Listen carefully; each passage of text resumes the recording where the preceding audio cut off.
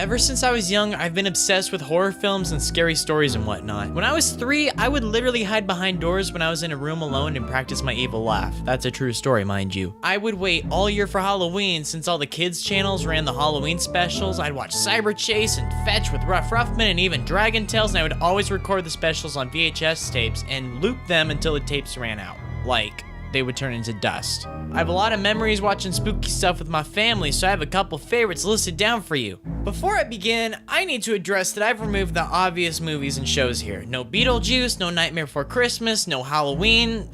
You already know this is good. Like, I'm making this list for you to discover stuff instead of like reaffirming your opinions, okay? So like, a lot of these you probably haven't heard of. If you have heard of a few, good for you. Also, it's worth noting that items 10 through 2 are kind of just thrown together. It's not like number 8 is inherently worse than number 4. It is not a ranked list, except for number 1. So we're gonna climb through these together. This is all building up to number 1. Number 1 is better than all of them, okay? Also, some mild spoilers will be explored through some of these, so if you find a movie or show that looks kind of interesting, just skip the segment. All the timestamps are in the description, so you don't have to just stop watching completely. So slip on your ghost onesie and mix the candy corn with the popcorn, which is really good, by the way, because we're about to start digging in right now with number 10.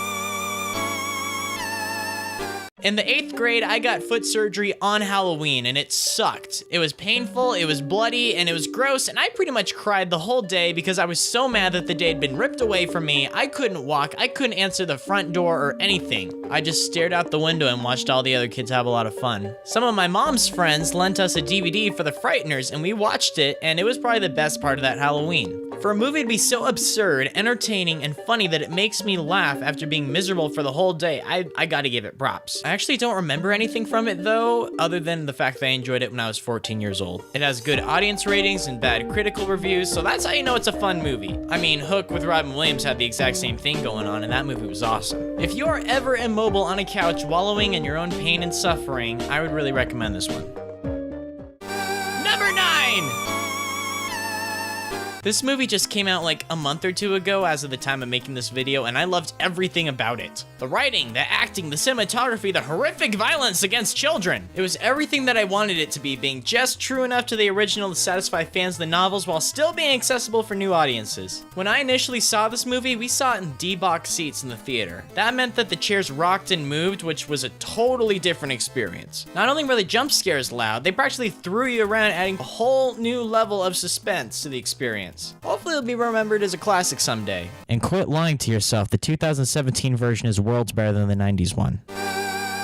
Number 8! Here's a word you don't hear very often, aesthetic. You probably hear that every day if you're an emo kid. This episode looks like Halloween. The sky and the horizon, they're dark, they're pumpkins, they're ghosts, this looks so good. SpongeBob is getting spooked nonstop by his friends, from Squidward to Krabs pranking him to Miss Puff spooking him to even Patrick freaking him out by accident. He and Patrick come up with some pretty elaborate prank to pull on the Krusty Krab and scare everyone half to death, until Patrick loses control of SpongeBob and exposes his identity. Everybody starts laughing until the real Flying Dutchman appears and expresses how disgusted he is that everyone is exploiting his likeness for cheap Halloween gags and smearing his reputation among other sea creatures. This is oddly relevant right now, whoa. As punishment, the Dutchman threatens to take everyone's souls and then he takes away SpongeBob's costume and then he panics at the sight of SpongeBob's brain. See, he had this weird idea to cut off the sides of his head to make his head more round since, ghost heads are round, and that kind of freaks everyone out in the room. So why should you watch this despite the fact that I just told you the entire episode? Simple. The artwork is outstanding. I love how much this looks and I love how it plays out. It's simple, it's fun, it's ironic, and it's spooky, and it's everything that I want from a Halloween special. It's radical.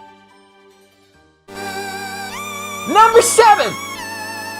This movie is so awesome! How come nobody talks about it anymore? My dad took me to see this when I was 7 years old in the theaters and it scared me half to death. It was so much more loud and dark and scary than I was anticipating, and I loved every single second of it. This movie is so much better than it has any right to be. Not only is it smart, witty, scary, but it also has a lot more heart and soul than a lot of animated movies, period. It's mature and it takes its subject matter oddly seriously. I mean, an evil house that eats people. Since they take it seriously, you start to take it seriously too. They put the house of asleep with a masked vacuum cleaner full of sleep medicine. This is a real and crucial plot point in the actual film. And if you were to concentrate everything that makes Halloween awesome, it would probably look a lot like this movie. There's adventures, there's scares, there's friends, and crawling around the neighborhood late at night. I love that. I love this film. Please rent it. Number 6. What? Why is Diary of a Wimpy Kid on this list? It's not scary one bit. Yeah, no duh. It's just about a suburban kid trying to navigate the 6th grade, and it's wonderful. One of my favorite family movies by a long shot. This movie's on the list because the Halloween segment in it is incredible. I adore it. Frank hides on the roof and throws a garbage can full of water on the trick-or-treaters. Rowley's mom made him a costume. Roderick scares Greg with an urban legend about Devil Worshipper Woods. Oh, it's so funny. It is suburban goodness, which is going to be a recurring theme in this list, by the way, because I love those vibes, because that's what I grew up with. All of my Halloween memories are about exploring neighborhoods and pranks and shenanigans and stories about the local culture. This segment of the movie captures it perfectly. I love it. I love this movie. I love this book. Do yourself a favor and check it out.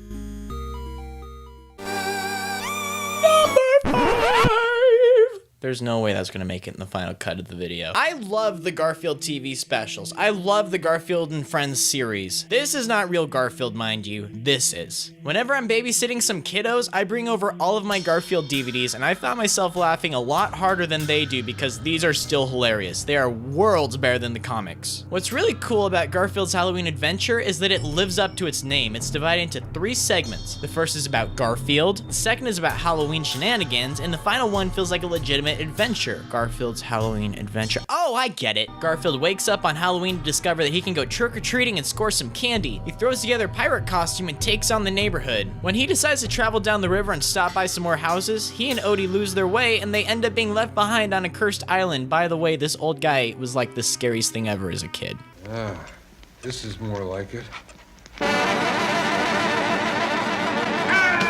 Remember that comment about suburban goodness I made like 3 seconds ago? That's still relevant. This looks wonderful, and it has like a great pumpkin vibe about it. It's great, and it's one of my all-time favorites. Number 4! Do you remember Alvin and the Chipmunks? Not this, but this! This is real Alvin and the Chipmunks, and I love these. These were so much fun as a kid, and Alvin and the Chipmunks Meet the Wolfman was like my favorite Chipmunks movie. My favorite genre in film has to be called 80s Strange Invaders. I just made that up right now. Neighborhood kids band together in a small town and deal with an alien or a monster or some other villain. Movies like Goonies, Super 8, Stranger Things, Gremlins, The Monster Squad, E.T., Midnight Special, just, such good movies. It's like a weirdly specific classification, but like, it totally exists. These movies are a lot of fun because they remind me of being a kid again. And there's always an even mix of action, effects, and spooks too. I think that's why I enjoyed 2017's It so much. That counts as like an 80s Strange Invader movie, by the way. Alvin and the Chipmunks Meet the Wolfman is kind of like a Strange Invaders film in a way. It's packed to the brim with a lot of adventure, silly October vibes, and just, heck, it's so nostalgic. Like, the Wolfman moves next door, that's awesome. And now Theodore's a werewolf? What? Alright, so if he's like half human, half chipmunk, half werewolf, that's 150% what the heck, dude.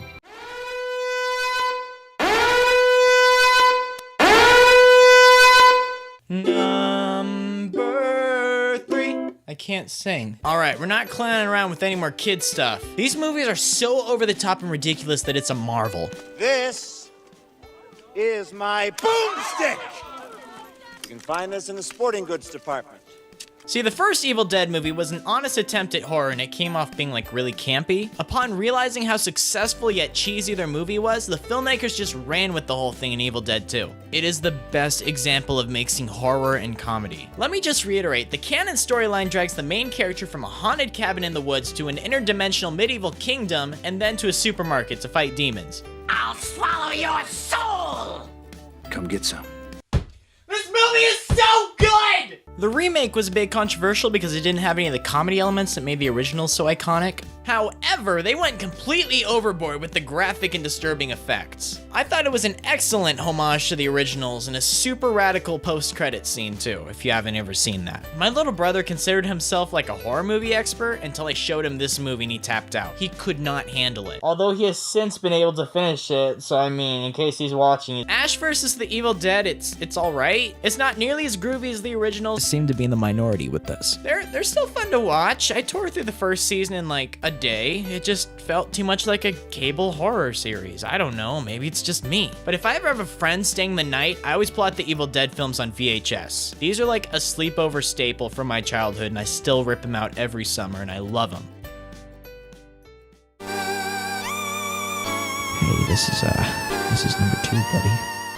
The Addams Family movie, excellent. The Addams Family values, stupendous, flawless, excellent. They took everything that was already good about the great Addams Family movie and they just tripled it for the sequel. This movie is so funny, it's so clever, it's so witty, and it's so iconic that I consider it one of my favorite films of all time. Make this official. I want the Blu-ray copy in my coffin when they bury me in case Eternal Oblivion has like an entertainment center, because I can sit through this puppy over and over and over and over. And so let's just look back on all the Halloween films and decipher what was so great about them and why I'm picking my number 1 spot. In case it's not apparent, I love suburban adventure vibes, I like camaraderie with kids hunting down ghouls, a good art direction is super important to me. What film could possibly encapsulate all these qualities? It's this one, it's really good. Directed by Michael Dowtry, I don't know, he even made Krampus. Trick or Treat is the ultimate Halloween movie. It is a tradition in my house. I even watch it during July when I'm feeling nostalgic for spooky season again. It's like a horror version of Pulp Fiction. It has intertwining narratives and they influence one another. There are a ton of horror tropes that are explored in this movie and it's hilarious. Slasher, strange invaders, home invasion. Did I mention that I adore Trick or Treat? This movie is so clever, it's so ironic, while simultaneously having some pretty shocking and horrific imagery, particularly directed towards children. Like, a lot of kids die horribly in this movie. And oh my god, look at that art direction! This dude gets Halloween. This is what it looks like. This is what it feels like. Everything is so spot on, and it's a perfect mix of lighthearted with evil. This movie has achieved cult status, and for a good reason. I love the lore, I love the characters, it is bragging for a massive fan base because it totally deserves it. Plus, the director himself is working on a sequel. Get on top of it, dude, I want more of this! Please watch this movie, do yourself a favor, have a party, buy some candy, watch this with your friends, maybe send me a picture of it on Twitter. Oh snap, transition to all the YouTubey stuff. On top of sending me a picture of your sick party on Twitter, maybe you should follow me there too. And you should probably subscribe on here, yo. I'm doing a lot of spooky, scary Halloween content all month. There may or may not be a super radical collaboration with the King and Queen of Losers coming up, so you should definitely get familiar with them before, you know, I drop the sick video this month. Wow, that was actually pretty brief. Thank you so much. Remain savory, cuties. I'll see you next week.